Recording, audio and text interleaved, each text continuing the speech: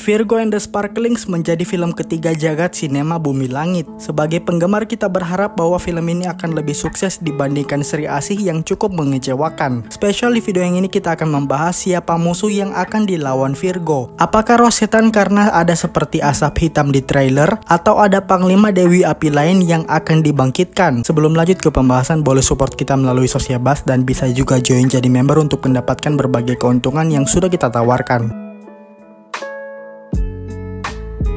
Secara sederhana kita bisa tarik kesimpulan dari film Sri Asih. Di endingnya terlihat Rosetan atau Jatmiko masih lolos. Nampaknya dia melarikan diri setelah tahu rencananya digagalkan oleh Sri Asih. Bisa diprediksi Rosetan yang masih berkeliaran akan masuk ke pikiran banyak remaja, membuat mereka mengamuk dan bertindak aneh. Berdasarkan kata-kata Ghazul pada Ganda Hamdan, butuh amarah dan kebencian yang cukup bagi seseorang dimasuki Rosetan. Mungkin masuk akal bagi remaja yang masih labil untuk dimasuki Rosetan, tapi masalahnya sejauh yang pernah terlihat, Rosetan hanya bisa merasuki satu individu dalam satu waktu. Sepertinya dia tidak bisa masuk kedua orang dalam waktu yang bersamaan, karena memang kalung Rosetan hanya bisa dipakai oleh satu orang, atau Rosetan punya kemampuan lain yang belum diperlihatkan di film Sri Asih. Tepatnya kemampuan merasuki banyak orang dengan memasukkan asapnya ke dalam tubuh mereka, membuat mereka mengamuk seperti zombie. Atau jangan-jangan ada musuh baru di film ini. Bisa jadi dia adalah kelelawar hitam, salah satu Panglima Dewi Api, karena dia dikatakan sebagai siluman setengah manusia yang haus darahnya. Tidak mungkin bocah Atlantis atau Nyi Roro yang punya kemampuan semacam itu. Jadi masuk akal bagi kelelawar hitam muncul di film Virgo, yang berarti dia sudah dibangkitkan oleh Ghazul.